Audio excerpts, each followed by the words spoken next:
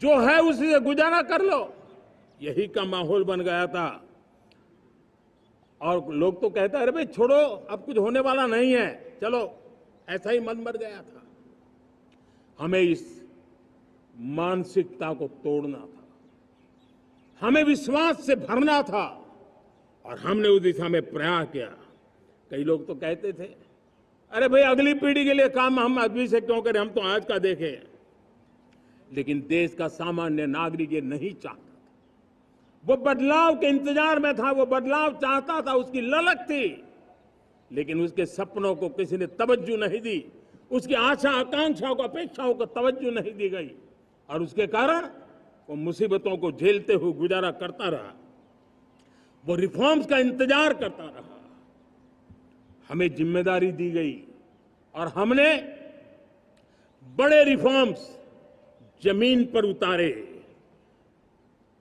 गरीब हो, middle class हो, हमारे वंचित लोग हो, हमारी बढ़ती जाती शहरी आबादी हो, हमारे नौजवानों के सपने हो, संकल्प हो, आकांक्षाएं हो, उनके जीवन में बदलाव लाने के लिए रिफॉर्म का मार्ग हमने चुना।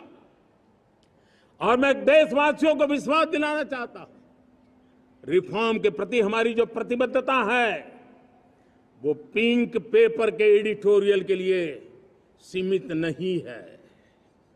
हमारे रिफॉर्म्स की ये प्रतिबद्धता है, वो 4 दिन की वाहवाही के लिए नहीं है। हमारी रिफॉर्म्स की प्रक्रिया किसी मजबूरी में नहीं है, देश को मजबूती देने के इरादे से है। और इसलिए मैं आज कह सकता हूं, रिफॉर्म का हमारा मार्ग एक प्रकार से ग्रोथ की ब्लूप्रिंट बनी हुई है। ये हमारा रिफॉर्म, ये ग्रोथ, ये बदलाव, ये सिर्फ डिबेट क्लब के लिए, इंटेलेक्चुअल सोसाइटी के लिए, एक्सपर्ट लोगों के लिए सिर्फ चर्चा का विषय नहीं है। साथियों, हमने राजनीतिक मजबूरी के कारण नहीं किया है। हम जो कुछ भी कर रहे हैं वो राजनीति का भागा गुणा करके नहीं सोचते हैं। हमारा एक ही संकल्प होता है, नेशन फर्स्ट, नेशन फर्स्ट, राष्ट्र हित सुप्रीम, ये मेरा भारत महान बने, इसी संकल्प को लेकर के हम कदम उठाते हैं। साथियों, जब रिफॉर्म की बात आती है, एक लंबा परिवेश है। अगर मैं उसकी चर्चा में चला जाऊंगा तो शायद घंटों निकल जाएंगे, लेकिन मैं एक छोटा सा उदाहरण देना चाहता हूं। बैंकिंग क्षेत्र में जो रिफॉर्म हुआ, आप सोचिए बैंकिंग क्षेत्र का क्या हाल था। न विकास होता था, न विस्तार होता था, न विश्वास बढ़ता था। इतना ही नहीं, जिस प्रकार की कारनामे चले उसके कारण हमारे बैंक संकटों से गुजर रहे थे। हमने बैंकिंग सेक्टर को मजबूत बनाने के लिए अनेकविध रिफॉर्म्स किए, और आज उसका कारण हमारी बैंक विश्व में जो इन्हीं गुनी मजबूत बैंक के हैं, उसमें भारतीय बैंकों ने अपना स्थान बनाया है। और जब बैंक मजबूत होती है ना, तब फॉर्मल इकोनॉमी की ताकत भी बढ़ती है। जब बैंक की व्यवस्था बन जाती है, जब सामान्य खास करके मध्यम वर्ग के परिवार की जो रिक्वायरमेंट होती है, उसको पूरा करने की सबसे बड़ी ताकत बैंकिंग सेक्टर में होती है। अगर उसको होम लोन चाहिए, उसको व्हीकल का लोन चाहिए, मेरे किसान को ट्रैक्टर के लिए लोन चाहिए, मेरे नौजवानों को स्टार्टअप के लिए लोन चाहिए, मेरे नौजवानों को कभी पढ़ने के लिए, एजुकेशन के लिए लोन चाहिए, किसी को विदेश जाने के लिए लोन चाहिए, ये सारी बातें उसे संभव होती है। मुझे तो खुशी है कि मेरे पशुपालक भी, मेरे मछली पालन करने वाले भाई बहन भी आज बैंकों से लाभ ले रहे हैं। मुझे खुशी है मेरे रेहड़ी पटरी वाले लाखों भाई बहन आज बैंक से साथ जुड़ करके अपनी नई ऊंचाइयों को प्राप्त कर रहे हैं और विकास की दिशा में वो भागीदार बन रहे हैं। हमारे एमएसएमई, हमारे लघु उद्योग के लिए तो बैंक एक सबसे बड़ी सहायक होती है। उसको रोजमर्रा पैसों की जरूरत होती है अपने नित्य मर्जी पर प्रगति के लिए, और उस काम को हमारी मजबूत बैंकों के कारण संभव हुआ है। साथियों, दुर्भाग्य से हमारे देश में आजादी तो मिली, लेकिन लोगों को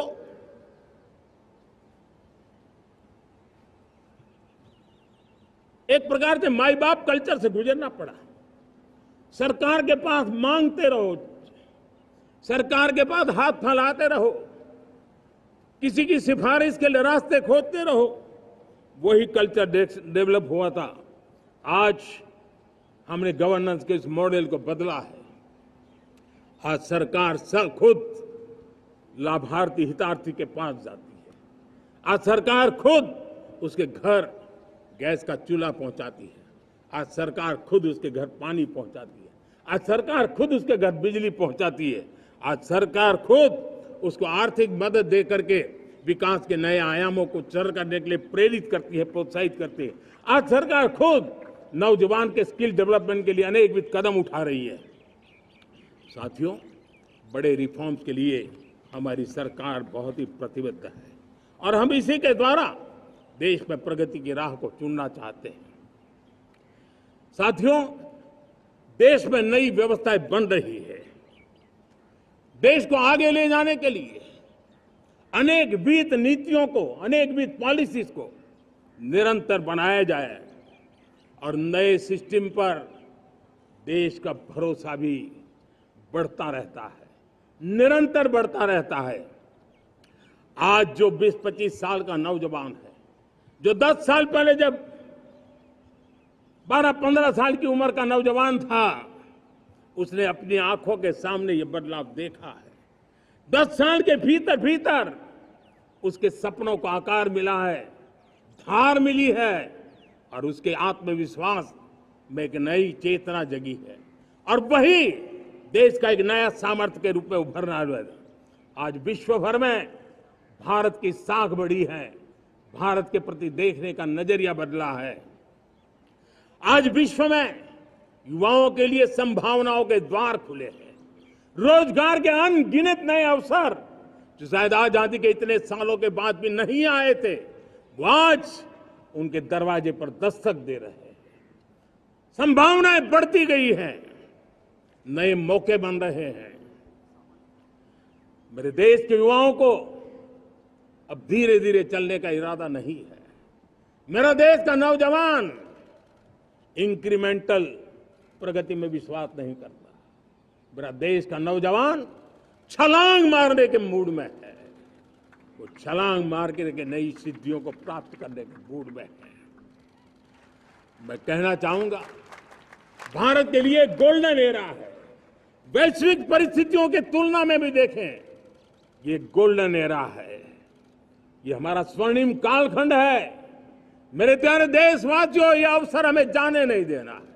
ये मौका हमें जाने नहीं देना चाहिए और इसी मौके को पकड़ करके अपने सपने और संकल्पों को लेकर के चल पड़ेंगे तो हम देश की स्वर्णिम भारत की जो अपेक्षा और हमें विकसित भारत का 2047 का लक्ष्य हम पूरा करके रहेंगे।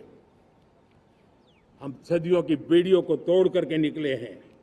आज टूरिज्म का क्षेत्र हो, एमएसएमई का क्षेत्र हो, एजुकेशन हो, हेल्थ सेक्टर हो, ट्रांसपोर्ट सेक्टर हो, खेती और किसानी का सेक्टर हो, हर सेक्टर में एक नया आधुनिक सिस्टम बन रहा है।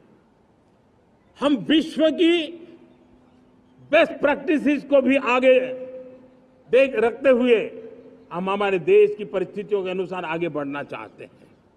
हर सेक्टर में आधुनिकता की जरूरत है, नएपन की जरूरत है, टेक्नोलॉजी को जोड़ने की जरूरत है और हर सेक्टर में हमारी नई नीतियों के कारण इन सारे क्षेत्रों में एक नया सपोर्ट मिल रहा है, नई ताकत मिल रही है।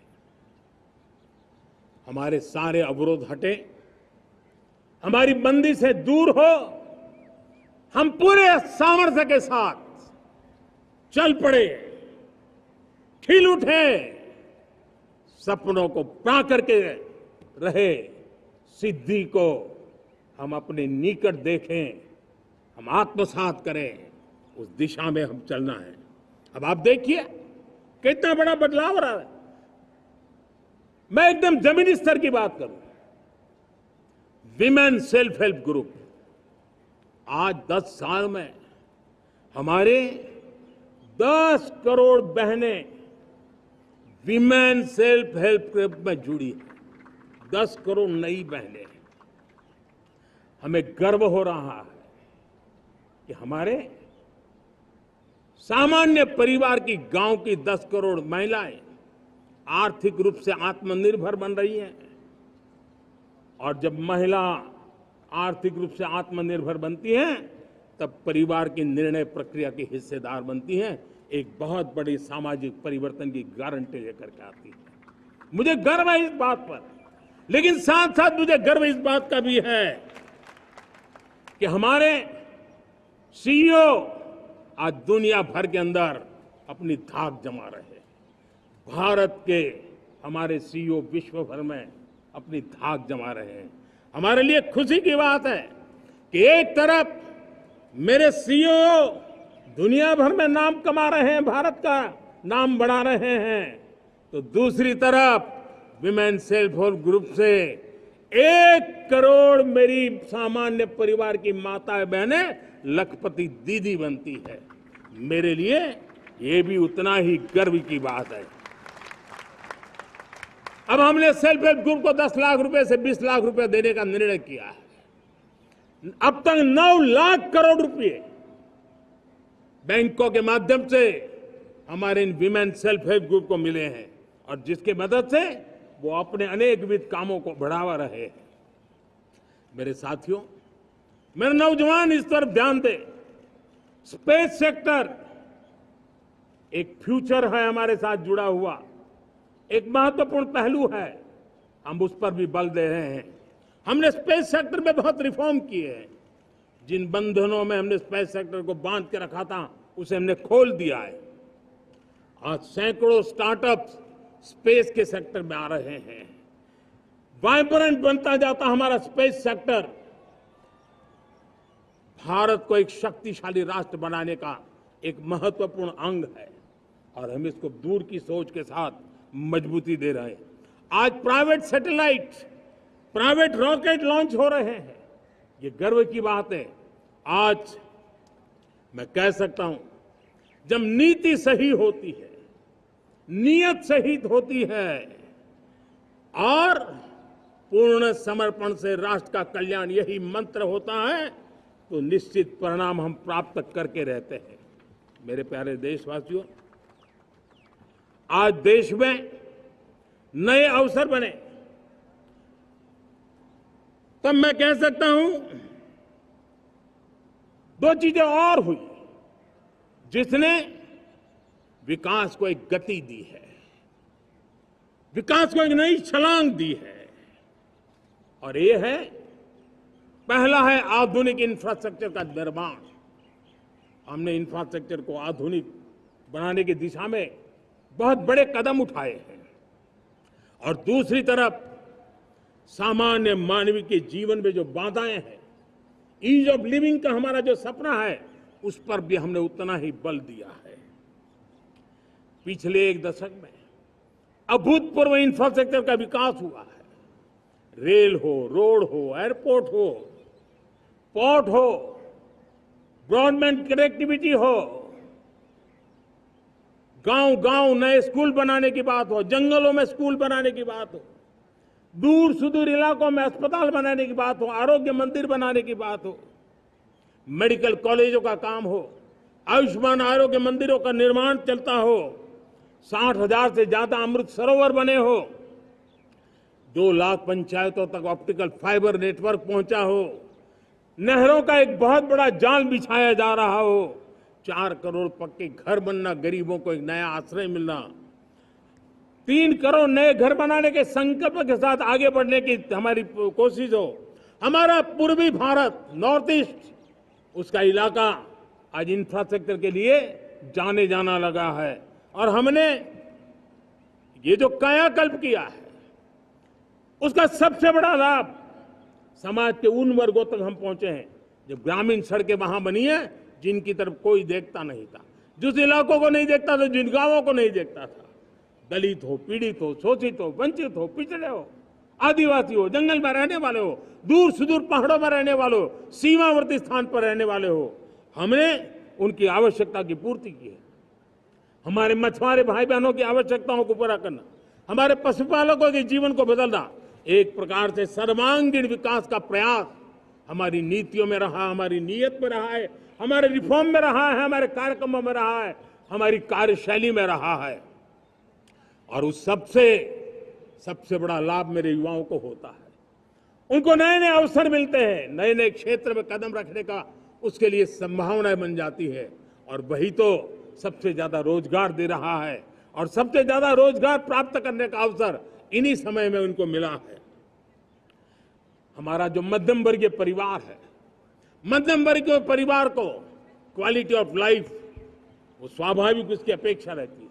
वो देश के लिए बहुत देता है, तो देश का भी दायित्व है कि उसकी जो क्वालिटी ऑफ लाइफ पे जो उसकी अपेक्षाएं हैं, सरकार की कठिनाइयों से मुक्ति की उसकी जो अपेक्षाएं हैं, उसको पूर्ण करने के लिए हम निरंतर प्रयास करते हैं। और मैंने तो सपना देखा है कि 2047 जब विकसित भारत का सपना होगा, तो उसकी एक इकाई ये भी होगी कि सामान्य मानव के जीवन में सरकार की दखलें कम हो, जहां सरकार की जरूरत हो वहां अभाव न हो, और जहां सरकार की बेकारण प्रभाव भी न हो, इस प्रकार की व्यवस्था पर हम प्रतिबद्ध हैं।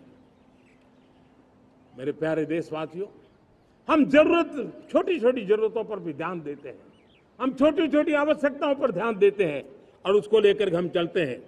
चाहे हमारे गरीब का घर का चूल्हा जलता रहे, गरीब की मां को कभी आंसू पी करके सोना न पड़े, और इसके लिए मुफ्त इलाज की योजना हमारी चल रही है। बिजली, पानी, गैस अब सैचुरेशन के मूड पर है, और जब हम सैचुरेशन की बात करते हैं वो 100% होता है। जब सैचुरेशन होता है तो उसको जातिवाद का रंग नहीं लगता है। जब सैचुरेशन होता है तो उसमें पांथिकता का रंग नहीं लगता है। जब सैचुरेशन का मंत्र होता है तब सच्चे अर्थ में सबका साथ सबका विकास का मंत्र साकार होता है। लोगों के जीवन में सरकार की दखल कम हो, उस दिशा में हमने हजारों कंप्लायंसेस के लिए सरकार सामान्य मानवी पर बोझ डालती थी, उन सारे कंप्लायंसेस को दूर किया। हमने देशवासियों के लिए 1,500 से ज्यादा कानूनों को खत्म कर दिया, ताकि कानूनों की जंजाल के अंदर देशवासियों को फंसना न पड़े। हमने छोटी छोटी गलतियों के कारण ऐसे कानून बने थे, उनको जेल में अंदर धकेल दिया जाए।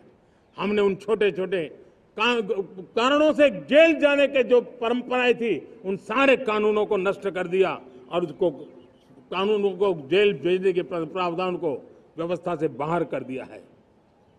आज हमने जो आजादी की विरासत के गर्व की बात हम जो करते हैं, सदियों से हमारे पास जो क्रिमिनल लॉ थे, आज हमने उसको नए क्रिमिनल लॉ, जिसको हमने न्याय संहिता के रूप में, और जिसके मूल में दंड नहीं पर नागरिक को न्याय, इस भाव को हमने प्रबल बनाया है। ईज ऑफ लिविंग बनाने के लिए देशव्यापी मिशन में काम करे। हर लेवल पर मैं सरकार के प्रतिनिधियों का आह्वान करता हूं। मैं जनप्रतिनिधि, वो किसी भी दल के क्यों न हो, किसी भी राज्य के क्यों न हो, सबसे आग्रह करता हूं कि हमने एक मिशन मोड में ईज ऑफ लिविंग के लिए कदम उठाने चाहिए। मैं हमारे युवाओं को, प्रोफेशनल्स को, सबको मैं कहना चाहता हूं, आप अपने स्थान पर जहां पर आपको छोटी छोटी दिक्कतें होती है, आप उसके सॉल्यूशन को लेकर के सरकार को चिट्ठी लिखते रहिए। सरकार को बताइए कि बिना कारण की कठिनाई आए उसको दूर करने से कोई नुकसान नहीं है। मैं पक्का मानता हूं आज सरकारें संवेदनशील है। हर सरकार, स्थानीय स्वराज्य की संस्था होगी या राज्य सरकार होगी या केंद्र सरकार होगी, उसको तवज्जो देगी। गवर्नेंस में रिफॉर्म्स, ये हमें विकसित भारत 2047 के सपने के लिए हमने उसको जोर लगा करके आगे बढ़ाना होगा, ताकि सामान्य मानवी के जीवन में अवकाश ही अवकाश पैदा हो, रुकावटें खत्म होती चली जाए। नागरिकों का डिग्निटी ऑफ सिटीजन, नागरिकों के जीवन में सम्मान मिले। डिलीवरी के संबंध में कभी किसी को ये कहने की मोहब्बत ना आया कि ये तो मेरा हक था कि मुझे मिला नहीं, उसको खोजना न पड़े। सरकार के गवर्नेंस में डिलीवरी सिस्टम को और मजबूती चाहिए। आप देखिए, देश में जब हम रिफॉर्म की बात करते हैं आज देश में करीब करीब 3 लाख संस्थाएं काम कर रही है, चाहे पंचायत हो, नगर पंचायत हो, नगर पालिका हो, महानगर पालिका हो, यूटी हो, स्टेट हो, डिस्ट्रिक्ट हो, केंद्र, छोटी मोटी 3 लाख करीब करीब इकाइयां हैं।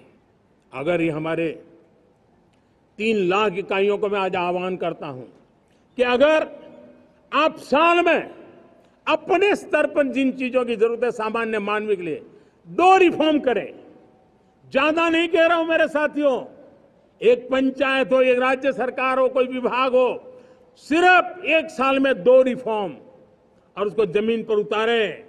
आप देखिए, हम देखते ही देखते 1 साल में करीब करीब 25-30 लाख रिफॉर्म कर सकते हैं। जब 25-30 लाख रिफॉर्म हो जाए तब सामान्य मानवी का विश्वास कितना बढ़ जाएगा, उसकी शक्ति राष्ट्र को नई ऊंचाई पर ले जाने में कितनी काम आएगी। और इसलिए हम अपने स्तर पर होती है चलती से मुक्ति पाकर के बदलावों के लिए आगे आए, हिम्मत के साथ आगे आए। और सामान्य मानवी की जरूरत छोटी छोटी जरूरत होती है, पंचायत लेवल पर भी वो मुसीबतें झेल रहा है, उन मुसीबतों से हम मुक्ति दिलाएं तो मुझे पक्का विश्वास है कि हम सपनों को पार कर सकते हैं। मेरे प्यारे देशवासियों, आज देश आकांक्षाओं से भरा हुआ है। हमारे देश का नौजवान नई सिद्धियों को चूमना चाहता है, नए नए शिखरों पर वो कदम रखना चाहता है और इसलिए हमारी कोशिश है हर सेक्टर में कार्य को हम गति दें, तेज गति दें और उसके द्वारा पहले हम हर सेक्टर में नए अवसर पैदा करें। दूसरा, ये बदलती हुई व्यवस्थाओं के लिए जो सपोर्टिव इंफ्रास्ट्रक्चर चाहिए, उन इंफ्रास्ट्रक्चर पर हम बदलाव के मजबूती देने की दिशा में काम करें। और तीसरी बात है, नागरिकों की मूलभूत सुविधाओं के विषय में हम प्राथमिकता दें, उसको बल दें। इन तीनों भारत में एक एस्पिरेशनल सोसाइटी का निर्माण किया है और उसके परिणाम स्वरूप आज समाज खुद एक विश्वास से भरा हुआ है। हमारे देशवासियों की आकांक्षा है, उनके एस्पिरेशंस, हमारे नौजवानों की ऊर्जा हमारे देश के सामर्थ्य के साथ जोड़ करके हम आगे बढ़ने की एक ललक लेकर के चल रहे हैं। मुझे विश्वास है रोजगार और स्वरोजगार नए रिकॉर्ड के अवसर पर हम काम किया है। प्रति व्यक्ति आज आय दोगुनी करने में हम सफल हुए हैं। ग्लोबल ग्रोथ में भारत का योगदान बढ़ा है। भारत का एक्सपोर्ट लगातार बढ़ रहा है। विदेशी मुद्रा भंडार लगातार बढ़ा हुआ है, पहले से 2 गुना पहुंचा है। ग्लोबल संस्थानों का भारत के प्रति भरोसा बढ़ा है। मुझे विश्वास है भारत की दिशा सही है, भारत की गति तेज है और भारत के सपनों में सामर्थ्य है, लेकिन इन सबके साथ संवेदनशीलता का हमारा मार्ग हमारे लिए ऊर्जा में एक नई चेतना भरता है। मम भाव हमारे कार्य की शैली है। समभाव भी चाहिए, मम भाव भी चाहिए, उसको लेकर के हम चल रहे हैं। साथियों, मैं जब कोरोना काल को याद करता हूं, कोरोना की वैश्विक महामारी के बीच सबसे तेजी से इकोनॉमी को बेहतर बनाने वाला कोई देश है तो वो देश भारत है। तब लगता है कि हमारी दिशा सही है। जब जात पात मत पंथ ऊपर उठकर हर घर तिरंगा फहराया जाता है, तब लगता है देश की दिशा सही है। आज पूरा देश तिरंगा है, हर घर तिरंगा है। न कोई जात है, न कोई पात है, न कोई ऊंच है, न कोई नीच है, सभी भारतीय है। यही तो हमारी दिशा की ताकत है। जब हम 25 करोड़ लोगों को गरीबी से बाहर निकालते हैं, तब हमारा विश्वास पक्का हो जाता है कि हमने गति को बराबर मेंटेन किया है और सपनों को साकार करना दूर नहीं है। जब 100 से अधिक आकांक्षी जिले अपने अपने राज्य के अच्छे जिलों की स्पर्धा कर रहे हैं, बराबरी करने लगे हैं, तो हमें लगता है कि हमारी दिशा और गति दोनों सामर्थ्यवान है।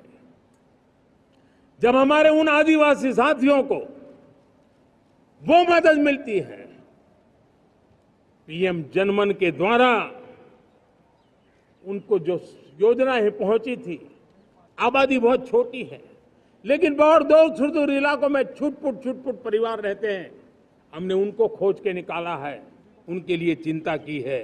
तब लगता है कि संवेदनशीलता से जब काम करते हैं तब संतोष कितना मिलता है। वर्किंग वुमेन के लिए पेड मैटरनिटी लीव 12 हफ्ते से बढ़ा करके 26 हफ्ते कर देते हैं। तब सिर्फ नारी का सम्मान ही करते इतना नहीं है, नारी के प्रति संवेदनशील भाव से निर्णय करते इतना नहीं, लेकिन उसके गोद में जो बच्चा पला है ना, उसको एक उत्तम नागरिक बनाने के लिए मां की जो जरूरत है उसमें सरकार रुकावट न बने, इस संवेदनशील भावना से उस निर्णय को हम करते हैं। जब मेरे दिव्यांग भाई बहन भारतीय साइन लैंग्वेज की बात हो या तो सुगम्य भारत का अभियान हो, उसको लगता है कि अब मेरी भी डिग्निटी है, मेरे प्रति देश के नागरिक सम्मान के भाव से देखता है। और पैरालंपिक में तो हमारे खिलाड़ी नई नई ताकत दिखाने लगे हैं, तब लगता है कि ये जो मेरा मम भाव है, हम सबका मम भाव है, उसकी ताकत नजर आती है। हमारे ट्रांसजेंडर समाज के प्रति हम जिस संवेदना के साथ निर्णय बना रहे हैं, हम नए नए कानून बना रहे हैं, उनको सम्मान का जीवन देने के लिए हम प्रयास कर रहे हैं, तब बदलाव की हमारी दिशा सही दिखता है। सेवा भाव से किए गए इन कामों का, जो त्रिविध मार्गों से हम चले हुए, इन कामों का एक सीधा सीधा लाभ आज उसके परिणाम के रूप में हमें नजर आ रहा है। 60 साल बाद लगातार तीसरी बार आपने हमें देश सेवा का मौका दिया है।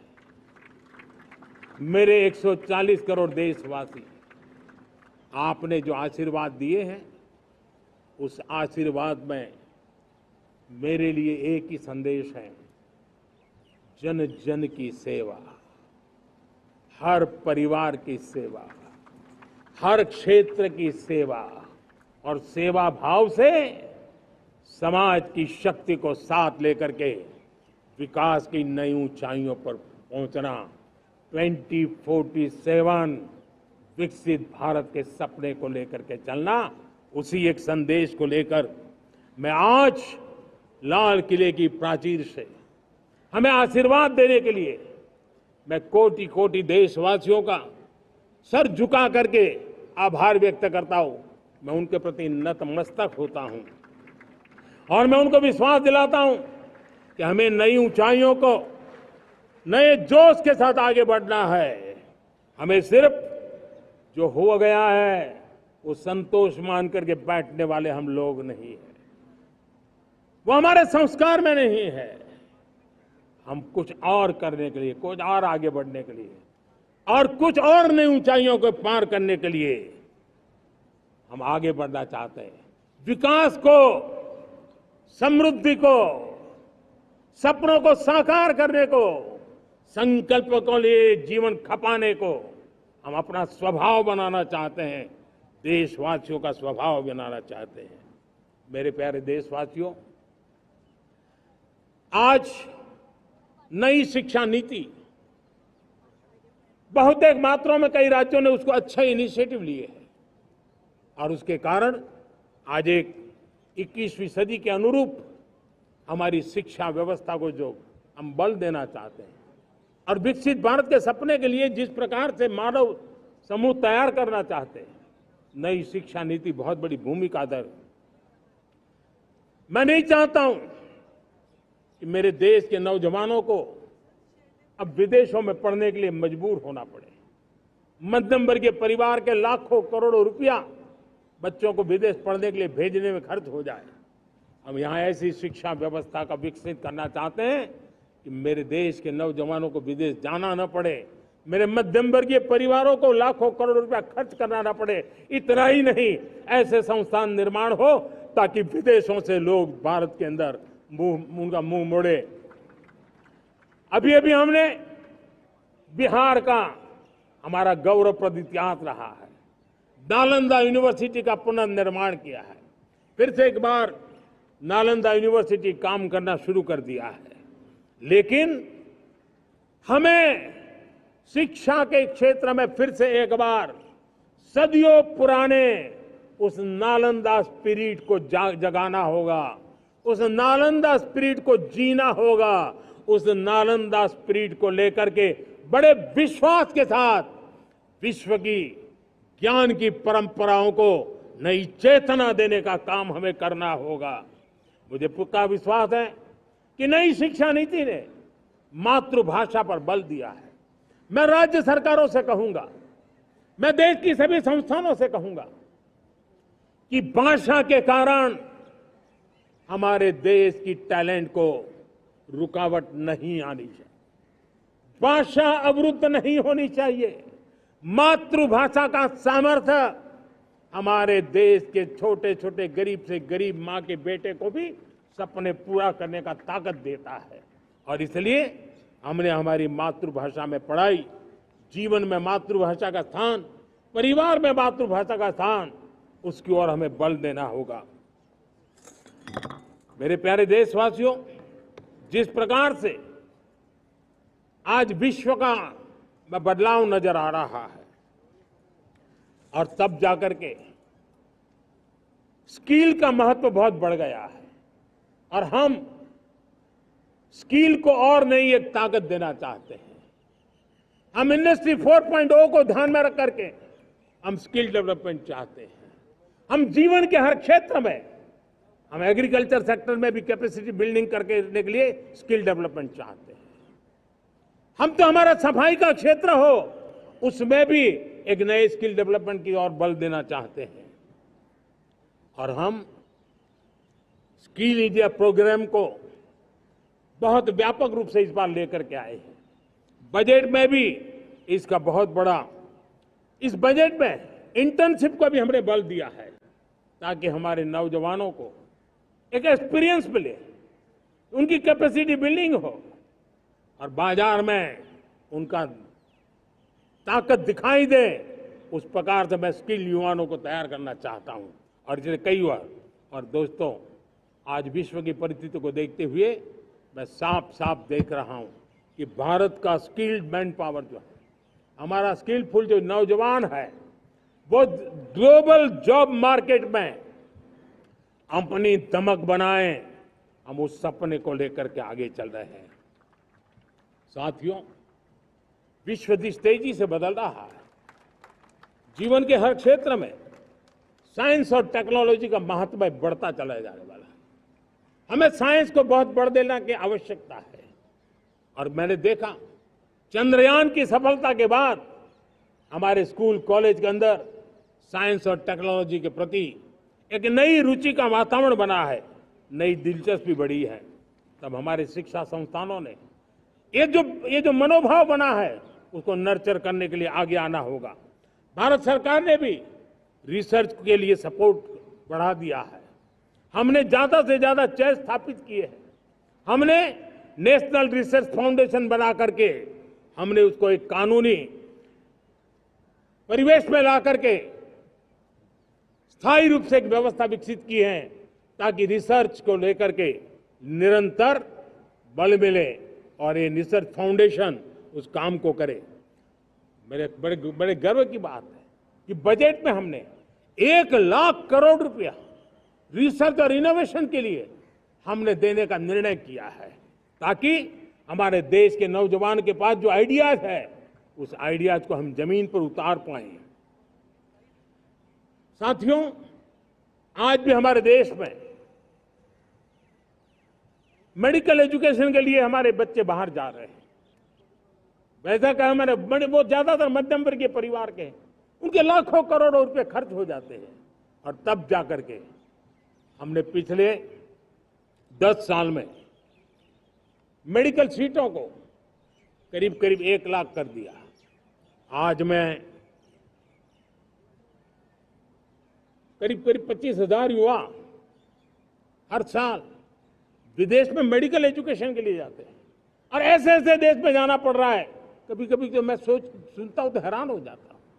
और इसलिए हमने तय किया है कि अगले 5 साल में मेडिकल लाइन में 75,000 नई सीटें बनाई जाएगी। मेरे प्यारे देशवासियों, विकसित भारत 2047 वो स्वस्थ भारत भी होना चाहिए। और जब स्वस्थ भारत हो तो आज जो बच्चे हैं उनके पोषण पर आज से ही ध्यान देने की जरूरत है। और इसलिए हमने विकसित भारत की जो पहली पीढ़ी है उनकी तरफ विशेष ध्यान दे करके हमने पोषण का एक अभियान चला है। हमने राष्ट्रीय पोषण मिशन शुरू किया है। पोषण को हमने प्राथमिकता दी है। मेरे प्यारे देशवासियों, हमारी कृषि व्यवस्था को ट्रांसफॉर्म करना बहुत जरूरी है, समय की मांग है।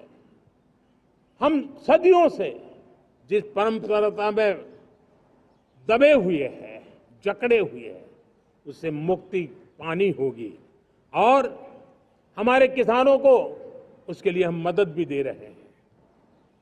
हम उसको ट्रांसफॉर्म करने की दिशा में लगातार काम करते आए हैं। आज आसान ऋण दे रहे हैं किसानों को, टेक्नोलॉजी की मदद दे रहे हैं। किसान जो पैदावार करता है उसको वैल्यू एडिशन के लिए हम काम कर रहे हैं। उसके लिए मार्केटिंग के लिए पूरा प्रबंध करते हैं ताकि उसको एंड टू एंड हर जगह पे हैंड होल्डिंग की व्यवस्था हो। उस दिशा में हम काम कर रहे हैं। आज जब धरती माता के प्रति सारा विश्व चिंतित है, जिस प्रकार से उर्वरक के कारण हमारी धरती माता की शहद दिनों दिन बिगड़ता जा रही है, हमारी धरती माता की उत्पादकता क्षमता खत्म होती चली जा रही है, कम होती चली जा रही है। और उस समय मैं मेरे देश के लाखों किसानों का आभार व्यक्त करना चाहता हूं जिन्होंने प्राकृतिक खेती का रास्ता चुना है और हमारी धरती माता की सेवा करने का भी उन्होंने बीड़ा उठाया है। और इस बार बजट में भी हमने प्राकृतिक खेती को बल देने के लिए बहुत बड़ी योजनाओं के साथ बहुत बड़ा बजट में प्रावधान किया है। मेरे प्यारे देशवासियों, आज दुनिया की स्थिति में देखता हूं, पूरा विश्व होलिस्टिक हेल्थ केयर की तरफ मुड़ रहा है। और तब उनको ऑर्गेनिक फूड ये उनकी प्रथम पसंद बनी है। आज विश्व के लिए ऑर्गेनिक फूड का अगर कोई फूड बास्केट बन सकता है तो मेरे देश का किसान बना सकता है, मेरा देश बन सकता है।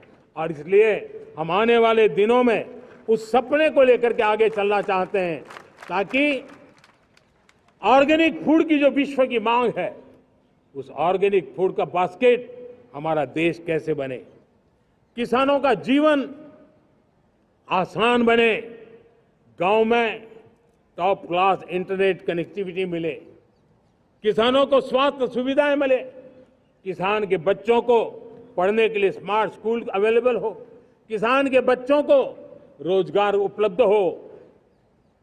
छोटी छोटे खेती के टुकड़ों पर पूरा परिवार आज जीना बड़ा मुश्किल हो रहा है, तब उनके नौजवानों के लिए वो स्किल मिले ताकि उनके नए रोजगार मिले, नए आय के साधन बने। इसका एक कॉम्प्रिहेंसिव प्रयास हम कर रहे हैं। बीते वर्षों में वुमेन लेड डेवलपमेंट मॉडल पर हमने काम किया है।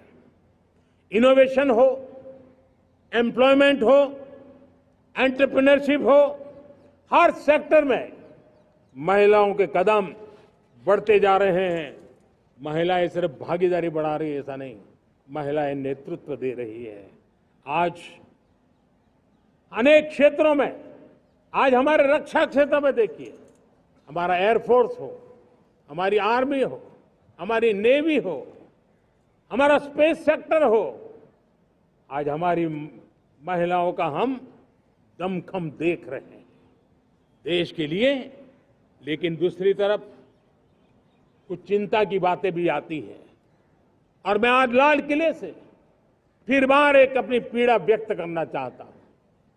एक समाज के नाते हमें गंभीरता से सोचना होगा कि हमारी माताओं, बहनों, बेटियों के प्रति जो अत्याचार हो रहे हैं, उसके प्रति देश का आक्रोश है, जन सामान्य का आक्रोश है। इस आक्रोश को मैं महसूस कर रहा हूं। इसको देश को, समाज को, हमारी राज्य सरकारों को गंभीरता से लेना होगा।